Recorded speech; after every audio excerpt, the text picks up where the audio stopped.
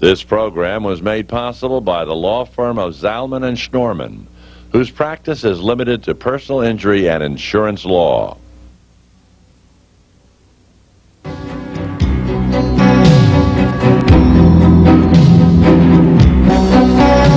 Welcome to Lawline with your host, Alan Schnorman. Mr. Schnorman is a distinguished trial attorney, author, and lecturer. Each week, Lawline will bring you the most knowledgeable experts in the field of law today.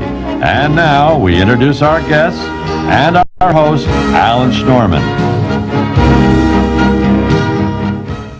Welcome to Lawline. Most of us know someone who was injured in an accident or was a victim of medical malpractice. Today we'll try and educate you as to what constitutes negligence and look at how much time you have to bring a lawsuit, how to choose the location of your lawsuit, and why so many cases settle. Our guests are the Honorable Michael Garson, Justice of the Supreme Court, Kings County, and Ben Zalman, my partner of over 20 years, and Ben has over 35 years of trying negligence cases. Hello, Judge Garson. Good afternoon. Hello, Ben. Alan. Judge, let me ask you this. Why does one case settle and one case go to verdict? What's the difference? What makes up a good settlement? What makes a good settlement are two lawyers that know on both sides of the case that what their case is all about and what they feel their case is worth, and decide that it's best to have a bird in the hand than 10 in the bush. Yeah, but I know you give recommendations many times to both the plaintiff's lawyer and the defendant's lawyer. How do you come up with that magic number that settles the case? There's never a magic number. All it is trying to get a feel for what the plaintiff really will accept as his bottom line, and what the defense counsel's firm will pay, or the insurance company behind them will pay to get rid of this case, so that they don't have to allow 6 people in Kings County to decide their fate. Ben, when is the best time from a plaintiff's point of view, from the injured party's point of view, to settle a case? You mean the apex? The point at which, every case is different. There are some cases that should be disposed of fairly early on, and for a lot of reasons. There may be reasons having to do with the client, maybe reasons having to do with the investigation, the testimony, and there are times when you might get a decent offer early on, and it's worthwhile to the client to have the money earlier than having to wait 2 or 3 years. But for the most part, for most part, however, the problem is, on most cases, is that no one really talks seriously until the case is ready for trial. And it takes 2 or 3 years from the time of the accident to the time that you get into the courthouse and are assigned to select a jury or a part. So there's a time delay, there's a time process. And unfortunately, most cases, the best time to settle the cases from the point of view of money is at that point. Would you agree with that, Judge? I agree that the best time is to settle a case when the case is in the courthouse, ready to go, just at the point where jurors are to be selected. That's probably what you said was the apex, or the best time to dispose of the matter. Do you find that many times the insurance companies, before they put meaningful dollars, will actually wait till after you select the jury? I think most insurance companies hold back on their meaningful dollars until they ride the case to the end, and the end being when it arrives in the trial assignment part. And that although there are some companies now that are talking about giving you their best dollar shot up front, and that it's always going to remain that, I don't find that to be true. Do you find there are different personalities to companies, that one insurance company will settle easier than another insurance company? Absolutely. Absolutely. What's been your experience? My experience is that there are the companies that are in court every day, that working on a low overhead budget, would rather dispose of their matters before they get in deep with heavy administrative costs for trying the case, or producing having their own doctors come in and testify. There are some companies that just have a philosophical viewpoint that it's best to settle than it is to allow jurors to tell them how to settle it. Now, Ben, when a client asks you, what is my case worth, what do you tell them? I never tell them a dollar amount. I never tell them a dollar amount. But how do you know what their case is worth? After a certain amount of time in the business, you have a sense. there is no magic number, as Judge Garson said, to any case. And every case is different. It could depend on the personality of the client, the extent of the injury, the type of recovery they had. And when a client comes in and says, you know, a friend of mine down the street got X dollars because they had stubbed their toe and they were injured, I said, that's fine, but that's the person down the street, it's not you. You're unique, your case is unique, your case has a unique value, and I can't judge in advance nor tell you that your case has a dollar sum worth X dollars, because unfortunately, okay, if we can't get that sum, client is disappointed. If it goes beyond that, it's another story. So I try not to give them a dollar sum. I try to tell them that they have a good case, they'll get a good result, we get as much as we can for the client. Judge, I know you as a trial judge have the authority to either, once a jury brings in a verdict, to raise that verdict or even lower that verdict. What criteria do you use to override what a jury says? Let me interrupt for a second, if I can. Most people don't understand that. They don't know that. What they see is these big verdicts in the paper. They don't know that the court has the ability to raise or lower their decision on cases when they are out of line. More time than not, a judge will leave the verdict the way it is. But there are occasions where, at least in my courtroom, where I felt that the jury missed the point as to who was at fault during causing the injuries of the accident, whether they apportioned the case correctly.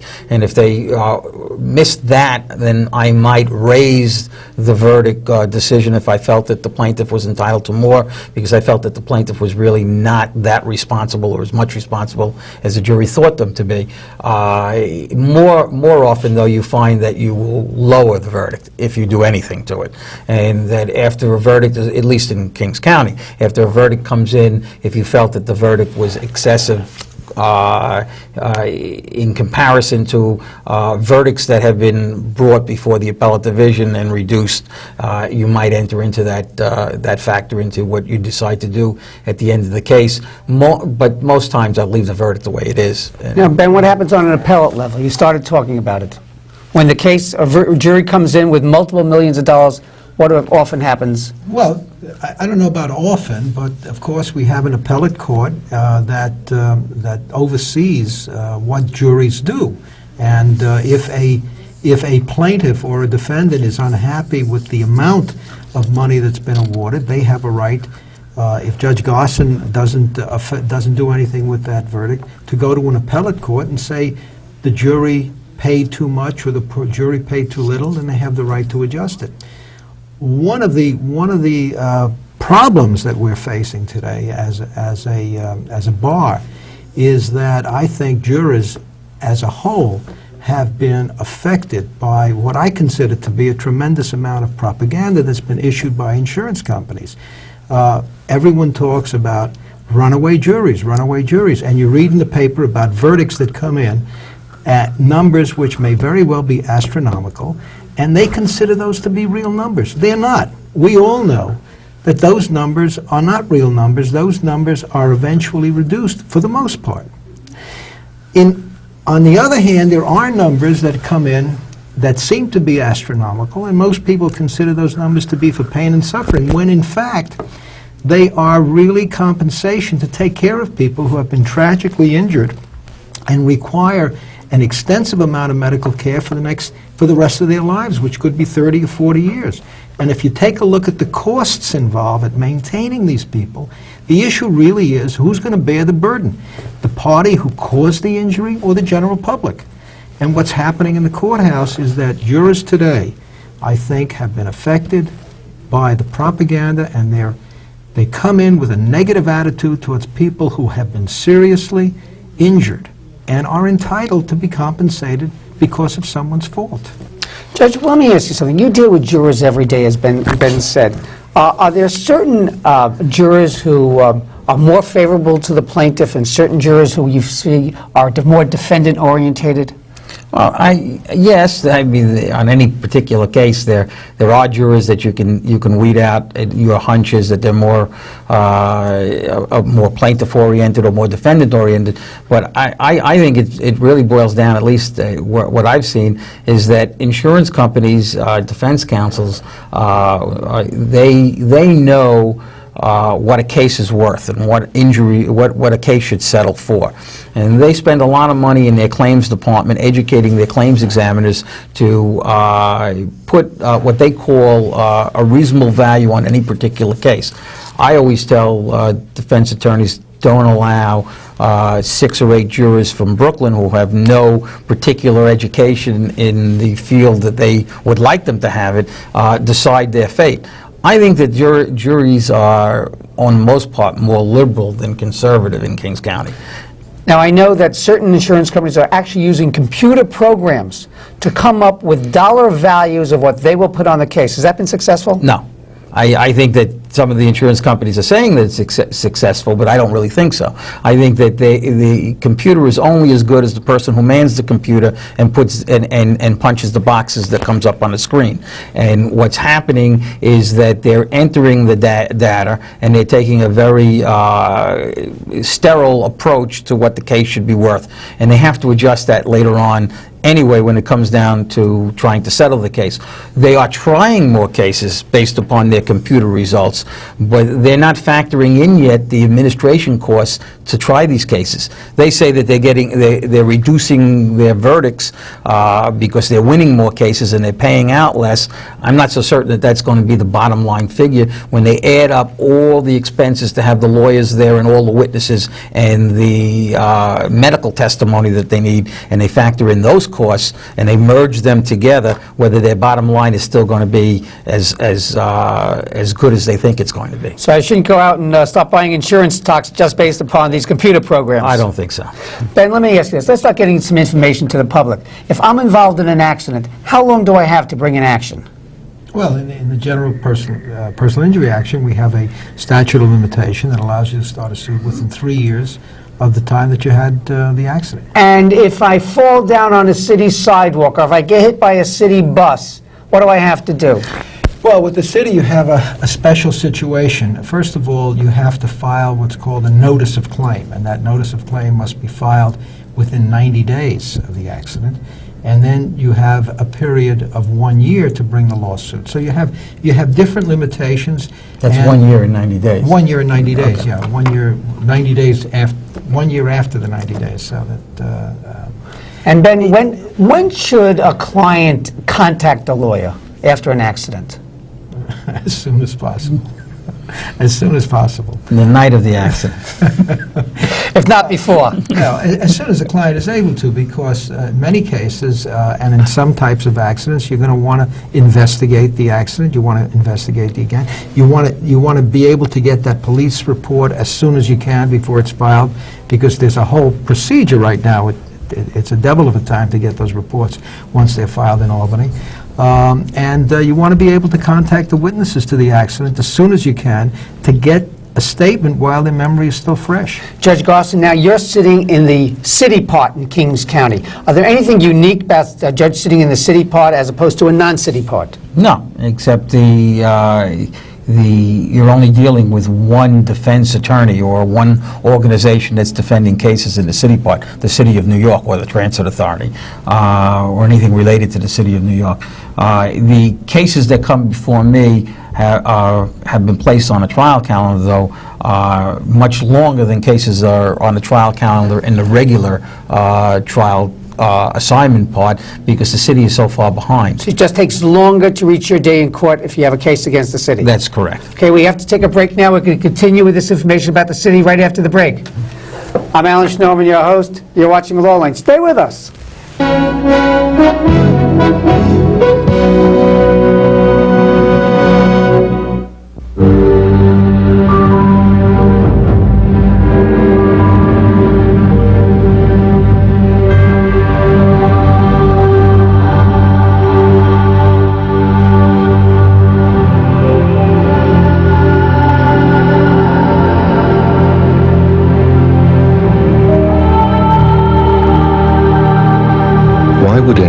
give someone they don't know a gift. They do it because this gift saves lives. And the need for it is desperate. We need over 20,000 people to give this precious gift every day. Please give blood.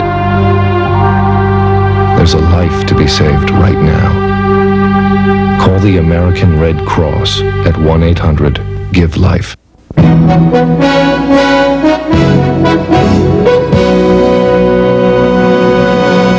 Hello, you're watching Lawline. Today we're talking about what constitutes negligence. I have Judge Michael Garson, Supreme Court Justice, Kings County, and also my partner Ben Zalman.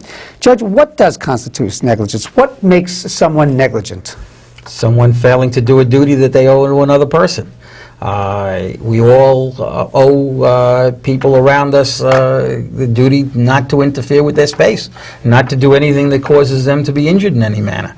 And if you violate that, or you don't live up to that duty, you breach that duty, you've created a negligent condition. Now, I know you're sitting in the city part in Kings County. How is the city negligent in, like, providing safe streets? Well, if they are. They're supposed to maintain the streets of the city of New York. It's very difficult to do that.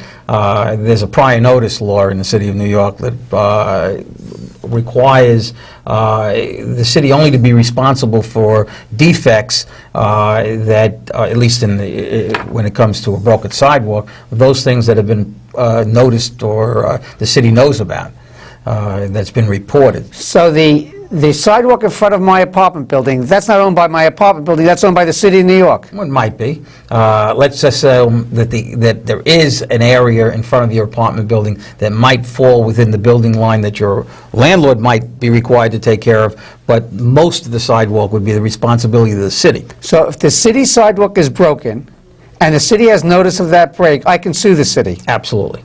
You can sue the city if they have the notice of the break, right? Well, that's what he said. Right. And Ben, how do they get this notice? But the notice, how do they get the notice? For the most part, there's an organization that's called the Big Apple Pothole Corporation that in fact takes maps of the city streets, and they have people going out and noticing those defects that are significant enough to create a hazard or a trap for people who are walking by. And those maps are then filed with the city. They're filed with the appropriate party, thereby giving the city notice that these streets, which are on the map, contain these particular defects. You should take care of it. That they take care of it is another problem. I don't know that those... They don't generally take care of it. Judge, what about snow and ice? If it snows, does the city have any responsibility to clean the snow and ice, or is it the homeowner or the apartment building owner? The city imposes a responsibility on the homeowner or the owner of the apartment building to clear the sidewalk. If the homeowner chooses to do nothing, then the homeowner might not be responsible if somebody slips on the snow and ice in front of the premises. But if the homeowner takes on the duty to clear the snow, as there's required by law to do, and they do it in a faulty manner, and then somebody is injured because they didn't clear it properly, then that person could sue the homeowner. Can the city ever be responsible? Sure. How would the city be responsible? Well, if the city owns the property and sends out their own maintenance people to clear it. There are plenty of buildings that the city clears themselves. They clear every school. They clear around every school. Judge, what about potholes? I'm driving my car and I hit this huge pothole and it breaks my front axle. Can I bring the curse. Can I bring an action against the city of New York? Yes, but if that pothole hasn't been reported, then again, that prior notice. You won't have grounds to stand on, and you won't be able to maintain an action against the city. The problem, I think, is that that I don't think the Big Apple reports potholes unless they're in the crosswalk. No, they don't. So that you have a situation there where it's like a catch-22. They require prior notice, but notice is not generally given by the pothole, unless some nice little old lady comes by, sees it, writes a letter, and sends it to the appropriate agency in the city of New York. Or the city actually caused that particular defect. You want to know this prior notice law that came into effect only about 15, 17 years ago. This is not something that exists for a long time. Prior to that, you could sue the city if there was a pothole, but the city doesn't fill all its potholes. And there were so many lawsuits against the city that they were able to pass a bill through the city council, sort of like limiting their liability. Now, Judge, you're sitting in the city part. For Kings County, you're the CHAP judge, the trial assignment part judge for the city. First, does the city settle cases? Yes, but not for what the case might be worth if it were in a city case. Why is that? Is the city any different than any other defendant? They shouldn't be, and they shouldn't be treated that way, and they're not in the part, but their ability to offer money is limited by the layers of the political offices that are behind them, and they're not as free with their settlement money as some of private companies are. So, in other words, Pure tax dollars. As far as settlement is concerned, many times a city case will settle less because it's the city as opposed to a private insurance company. I would say most times the case would settle less if you sue the city of New York or a city municipality as opposed to having a private insurance company. Which may be one reason why the city part is so backed up. Do you find that... No, that's not the reason. I think the reason the city park's so backed up is that I don't believe the city has the adequate amount of personnel to process all the cases that are brought against them, and certainly not enough lawyers to try the cases. Well, in York County, how long does a city case take to come to trial? About 22 months. Which is more than a regular case. Regular case now, if you put the case on the calendar, probably about 7 months you'd hear your case. Do most cases in the city part eventually settle prior to verdict? Yes. Most cases in all parts generally settle prior to verdict. But including the city? Including the... Actually, what percentage of the cases, Judge, go to verdict where the jury actually has to say? A very small percentage. Less than 5% of the cases, I would say, go to verdict. Most cases, if you're counting all cases that are filed at the courthouse, most cases are settled prior to trial. And most cases that go out for trial are settled during trial.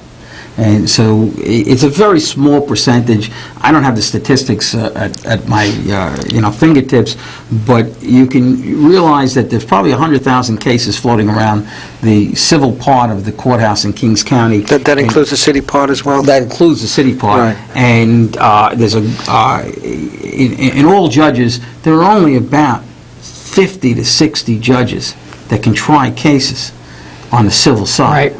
So, and you have hundreds, if not thousands, of cases. You have thousands of cases. Every judge has at least 1,500 to 2,000 cases. And it would be impossible to try 15 to 200,000 cases. You can't. It's just 52 weeks a year. If a judge was able to try one case a week, which is an impossibility. Some cases are only 2 days, but most cases take a week or longer to go to verdict. Would only allow 50 cases. 50 or 52. Out of over 1,000 cases. Without allowing for sickness, vacation time, or holidays. The cases that do not settle... Can I just say something? Because I think that's an important point. You know, people talk about the jury system, and the jury system has been bashed. But if you really think about it, it's really a compromise system that we have.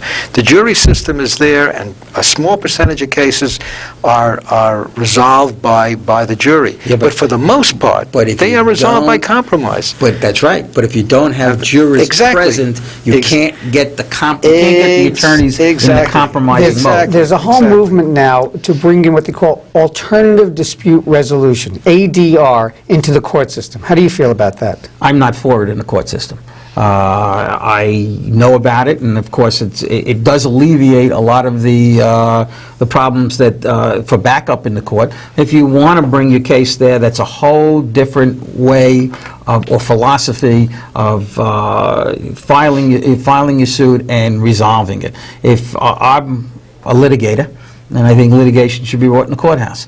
And if you're not afraid of litigating your matter, you bring it before the court, you have a judge decide it, and a jury decide it. Let me ask you a few other questions, Judge. I'll put you on the spot. The Chief Judge is trying to get rules through now, one where the charge, the law, is actually written out, as opposed to now, which is given orally to the jury.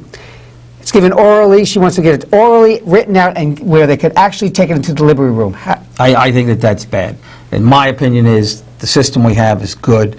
Let the judge read the charge, let the judge be the controller of the charge, and not give a cold statement to the jury for them to analyze while they're in the jury room and try to read into that charge things that the judge might not have said. And the same suggestion, on the same note, she wants to have the juries being allowed to keep their own notes. How do you feel about that? I believe that's a good idea. I think that jurors do get lost during a trial, and if notes helps them, that's fine. They should use it for refreshing their own mental thought. Well, what happens when one juror takes a note and the other juror, maybe 2 out of 6 jurors take notes? Well, their notes now are down on paper, and what they say... Let them resolve it in the jury room. They're resolving their thoughts in the jury room anyway, so they're not really doing anything different by resolving their notes. It's just, some people are more meticulous about taking notes than others, but I think it's a good idea. I think it would help the deliberation process, and that we would have less confusion in the readbacks. And of course, if someone said, no, that's not what I understood it to be, they could always call for a readback. Judge, there's a whole controversy now, merit selection against the electoral process of judges. Many people feel that judges should actually come through a screening process and then be appointed either by the governor or by the mayor, as opposed to now, which is a hybrid system. Some judges are appointed, and many judges, like yourself, are elected by the population. How do you feel about that? I am firmly for the election of judges, just like I am for the election of my own congressman. I would not want a screening committee to determine who my public officials should be representing me. I think that when you have screening committees, I think that they're good to allow the parties to determine who their candidates are, but I think ultimately the public has a right to choose who they would like to sit on the courts based upon philosophy or whatever hunch they have about the candidate. By giving it to strictly to a selection committee or a politician, a single politician or a board, you're just giving away the different group of people who are choosing. In a selection process, who is going to make up the committee? Which politician is appointing his friend to that board so that that board will then recommend somebody to the person who has the authority to select, and then that person becomes the... Of course, the critics say now that there's too much power in the county leaders, who basically control the delegates to the judicial conventions, who nominate the judicial offices, and in New York City, Democrats far outnumber Republicans. So that the convention system should be open for change.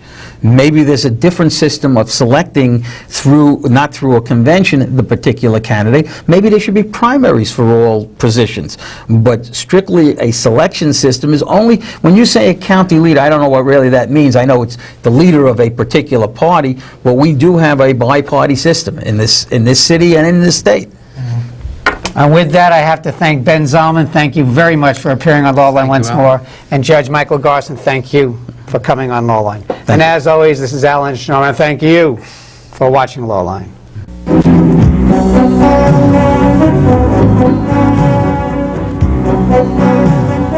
You have been watching Lawline with your host, New York trial attorney Alan Schnorman.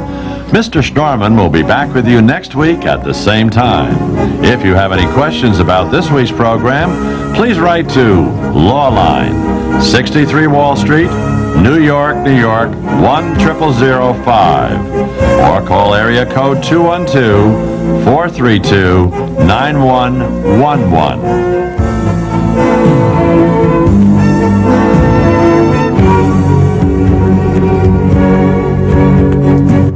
This program was made possible by the law firm of Zalman and Schnorman, whose practice is limited to personal injury and insurance law.